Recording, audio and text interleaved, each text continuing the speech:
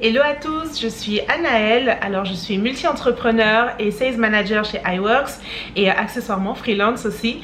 Alors je vous fais cette vidéo aujourd'hui parce que malheureusement à cause du décalage horaire, je ne pourrais pas être présente en live, mais c'est pas grave, heureusement qu'avec le digital, on peut quand même pallier voilà, à ce problème-là, si on peut dire ça comme ça. Donc voilà, aujourd'hui je vais aborder avec vous quelques questions, quelques sujets liés au freelancing, à l'entrepreneuriat, voilà tout ce qui gravite un peu autour de ces thèmes là, et je vais essayer vraiment de répondre de la manière la plus précise possible, et j'espère que ça pourra aider ceux qui regardent cette vidéo, ou ça pourra inspirer d'autres également. Alors j'ai quelques questions à traiter juste ici. Donc excusez-moi si je lis en même temps, voilà, parce que je me souviens pas de tout. Donc alors, où travailler en tant que freelance? Alors ça c'est une très bonne question parce qu'en ce moment, bon déjà avant même d'aller dans le sujet, je pense que j'aime bien faire la différence entre deux types de freelance. Je sais qu'il y a des personnes qui sont très dans le présentiel et certains qui sont vraiment 100% dans le digital. Moi je suis 100% dans le digital, et voilà, ça a été mon but quand je me suis lancée dans l'entrepreneuriat. Avant toute chose, c'était parce que je voulais être indépendante en termes de géographie et financièrement bien sûr, mais surtout je voulais vraiment cette flexibilité de pouvoir voyager et de travailler en même temps. Donc actuellement je suis basée en Indonésie, à Bali, et voilà.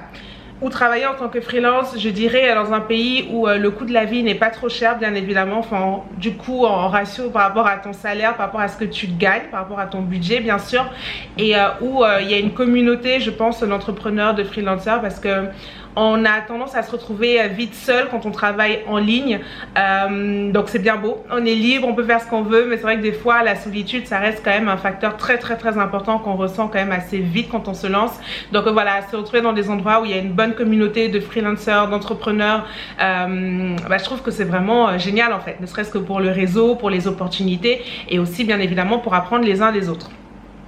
Donc ou travailler en tant que freelance, je dirais voilà, dans un pays qui t'offre quand même cette communauté là, un coût de la vie qui n'est pas trop cher, une belle vie aussi, parce que voilà, quand on travaille généralement en tant que freelance, alors je ne vais pas généraliser, mais de ceux que j'ai rencontrés, je sais qu'on travaille énormément et des fois c'est difficile de déconnecter.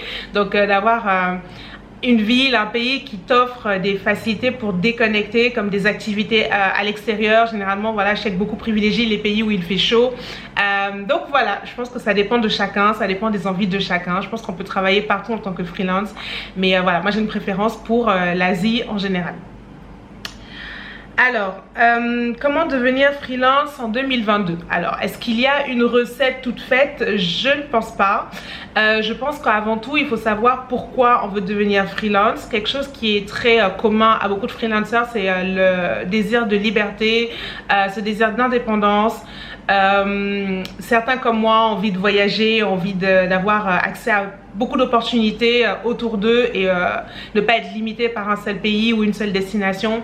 Donc je pense qu'à partir du moment où on a fait le point sur ce qu'on veut, après le comment, c'est pas le plus simple, mais il faut surtout le structurer de la sorte, parce que pour être freelancer, il faut apporter une réponse à un besoin. Il faut aider les personnes, voilà, dans leur développement ou ailleurs. Donc il faut avoir des compétences, voilà, tout ça pour ça. Donc au final je pense qu'il faut se former si on n'est pas déjà formé, si on n'a pas les capacités, ou alors si on les a, de commencer à se lancer et à rechercher des clients, donc apprendre à se vendre. Et voilà, dans l'ordre je dirais se former d'abord si on n'a pas de compétences, et si on en a, apprendre à se vendre, apprendre à trouver ses premiers clients, et après par la suite, bon bien plus tard, une fois qu'on a maîtrisé ces deux premiers paliers, c'est apprendre à se valoriser, parce que beaucoup de personnes se bradent, et voilà, le but quand même quand on est indépendant, c'est qu'on apprenne à se valoriser, parce qu'on va vite se rendre compte que on a une valeur en fait sur le marché, et que il faut en profiter, voilà. Alors est-ce que je réponds à la question? Alors, c'est quoi le travail en freelance? Je sais pas si cette question est très claire. Qu'est-ce que c'est que le travail en freelance?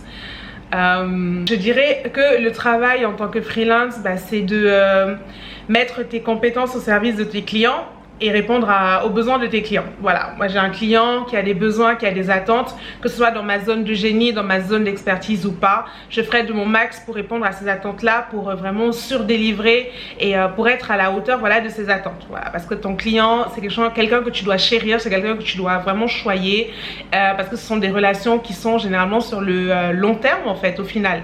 Donc même si on a des clients comme ça qui viennent que pour des JIG ou des petites missions, ça peut être des clients qui reviennent encore et encore et encore. Donc c'est très important les relations qu'on crée en tant que freelance en fait, et en tant qu'entrepreneur, même dans le sens plus large. Pourquoi passer par un freelance?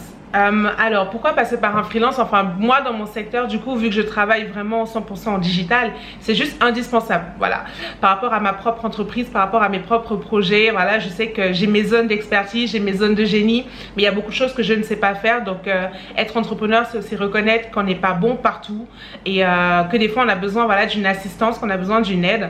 Donc dans ces cas-là, effectivement, qu'il faut trouver le freelance. Après là, c'est une autre question, parce que qui, comment, pourquoi faire trier parmi les freelances et trouver la freelance qui te correspond. Voilà, ça c'est ça va être peut-être un peu plus, je vais pas dire plus difficile, mais voilà, c'est une autre tâche quand même, que justement des plateformes comme iWorks ou autres simplifient vachement. Donc c'est agréable, voilà, ça aide vraiment à faire le tri, parce que voilà, on n'a pas envie de, voilà, on n'a pas le luxe de se louper généralement quand il s'agit de recruter un freelance. Voilà. Alors, quel est le salaire d'un freelance?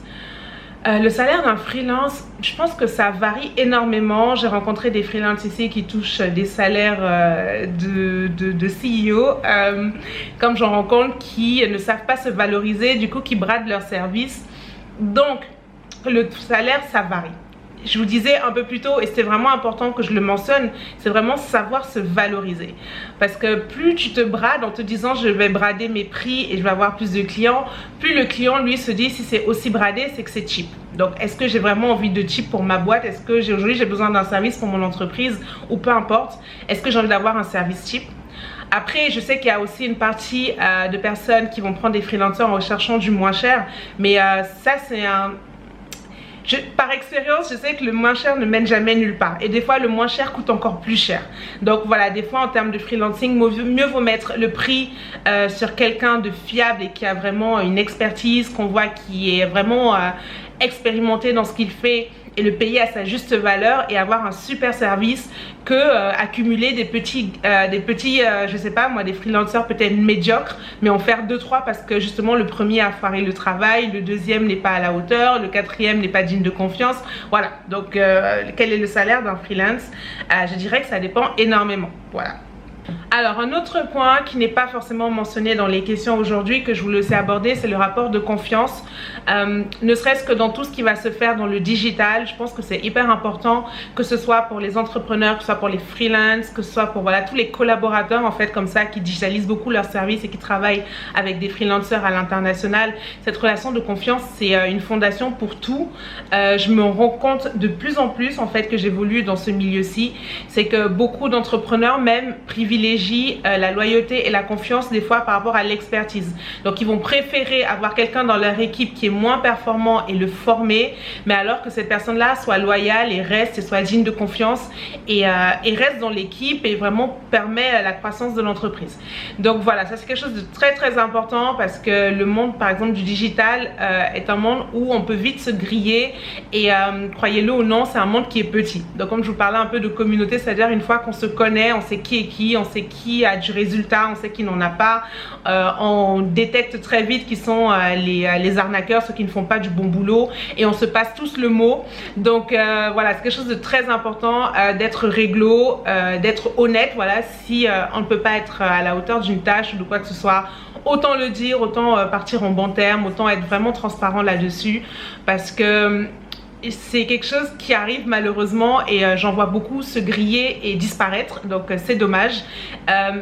Pour toutes les personnes qui souhaiteraient se lancer, voilà, par exemple, je vais terminer là-dessus, dans l'entrepreneuriat ou pour travailler en ligne, je vous dirais, j'ai deux conseils. C'est vraiment de persévérer, parce que si c'était facile tout le monde le ferait. Voilà, déjà de 1, après je sais que c'est un conseil un peu généraliste mais c'est vraiment le cas, il faut persévérer parce que quand tu en veux, il y aura toujours quelqu'un pour détecter en fait cette flamme en toi et pour te donner ta chance. Voilà, et n'oubliez pas que tout s'apprend, rien n'est figé, on apprend tous les jours. Donc même si aujourd'hui tu estimes que tu n'as pas suffisamment de compétences ou que tu as un syndrome de l'imposteur, n'oublie pas que tu peux te former, tu peux apprendre. Il y a des apprentissages qui sont gratuits, il y a des apprentissages qui sont payants. Tu as vraiment largement de quoi faire, donc pas d'excuses.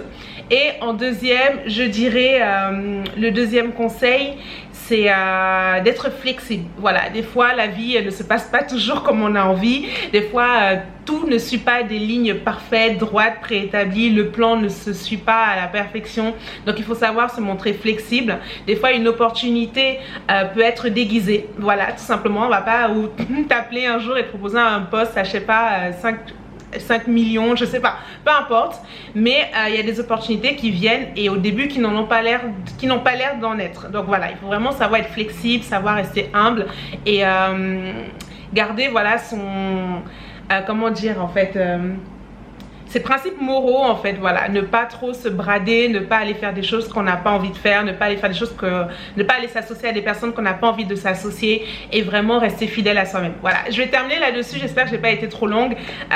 Du coup voilà, je vous souhaite une belle journée à tous et à très bientôt. Ciao.